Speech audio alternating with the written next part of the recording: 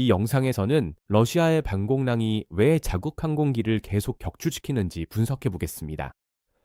처음에는 고립된 사건처럼 보였던 일이 이제는 전투 헬리콥터에서 민간 항공기, 심지어 러시아의 고가치 군용 항공기까지 이어지는 하나의 패턴으로 자리 잡았습니다.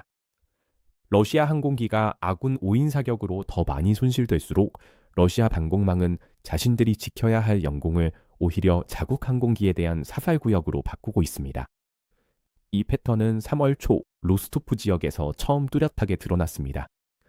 당시 러시아군은 우크라이나 드론 공격을 막으려다 오히려 자국 헬리콥터 한 대를 격추시켰고, 이후 러시아 소식통은 해당 항공기가 드론을 상대하던 미-88 헬리콥터였다고 확인했습니다. 비슷한 사례는 곧 러시아 수도와 훨씬 가까운 곳에서도 나타났습니다. 모스크바주 콜롬나 지역의 방공부대가 민간 프로펠러 비행기를 우크라이나 드론으로 오인해 격추시킨 것으로 전해졌으며, 이로 인해 같은 위험이 민간 영공으로까지 확산되고 있습니다. 5월이 되자 러시아 소식통들은 또 일본의 미-8 헬리콥터 손실이 아군 5인 사격에 의해 발생했다고 확인했습니다.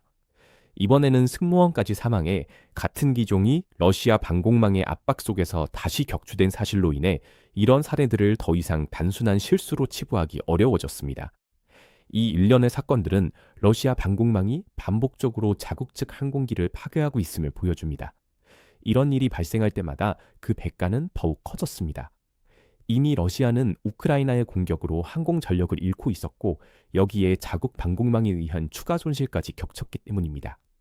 우크라이나에 격추되든 아군 5인 사격에 의해 격추되든 결국 같은 전력이 전장에서 사라지고 줄어드는 승무원, 예비 부품, 정비 능력에서 대체해야 했습니다. 제재로 인해 외국 부품과 지원에 대한 접근이 차단됐고, 국내 생산도 여전히 부족해 러시아는 손실을 보충할 방법과 기존 전력을 유지할 자원이 점점 줄어들고 있습니다. 이는 아군 5인 사격으로 인한 손실이 우크라이나군에 의한 격추와 동일한 피해를 주는 동시에 방공 미사일까지 낭비하게 된다는 의미였습니다. 민간 항공도 그 여파를 느끼기 시작했습니다. 러시아가 우크라이나의 공격과 자국 방공망에 의해 동시에 항공기를 잃기 시작하자 예비 부품과 수리, 정비 인력에 대한 수요가 계속 증가해 국내 노선을 운항하는 비행기와 헬리콥터에 대한 지원이 줄어들었습니다. 6월 중순, 이런 부담은 국내 여객 노선에서 드러났습니다. 소치에서 아르한겔스크로 향하던 스마트아비아 보인 737X800 여객기가 흑해 상공에서 비상사태를 선언했고, 탑승객 189명을 태운 채 긴급 회항에 착륙해야 했습니다.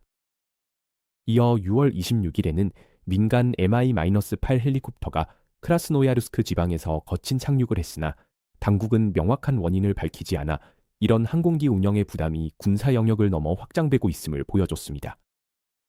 이제 러시아의 중대 군용 항공기들까지도 같은 손실의 연쇄에 휘말리기 시작했고, 하늘에서 떨어지는 항공기가 더 이상 민간기나 수송 헬리콥터에만 국한되지 않게 되었습니다.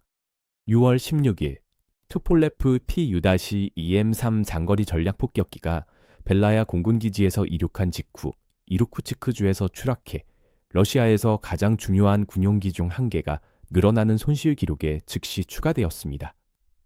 이 손실은 훨씬 더 큰 의미를 지니고 있습니다.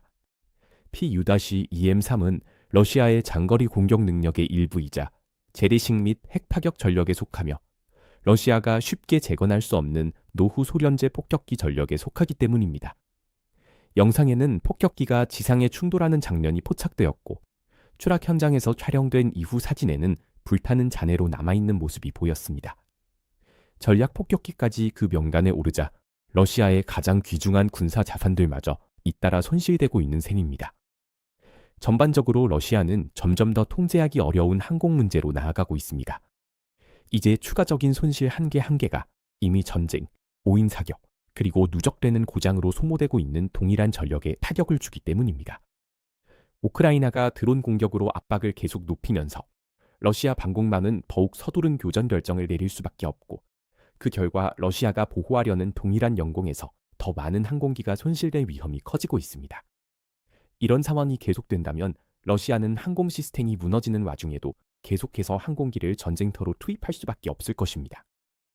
이번 리포트에서 사용된 검열되지 않은 전투 영상을 보고 싶으시다면 저희의 인터랙티브 뉴스 지도를 확인해 보세요. 이곳에서는 유튜브 정책의 제약을 받지 않기 때문에 실제로 무슨 일이 있었는지 전체 편집되지 않은 영상을 보여드릴 수 있습니다. 하지만 더 중요한 것은 이 지도에서 저희가 짧은 1일 영상에 담지 못한 주요 사건들에 대한 모든 분석 자료에 접근하실 수 있다는 점입니다. 그리고 드디어 저희 인터랙티브 지도 2세대를 공식적으로 출시합니다.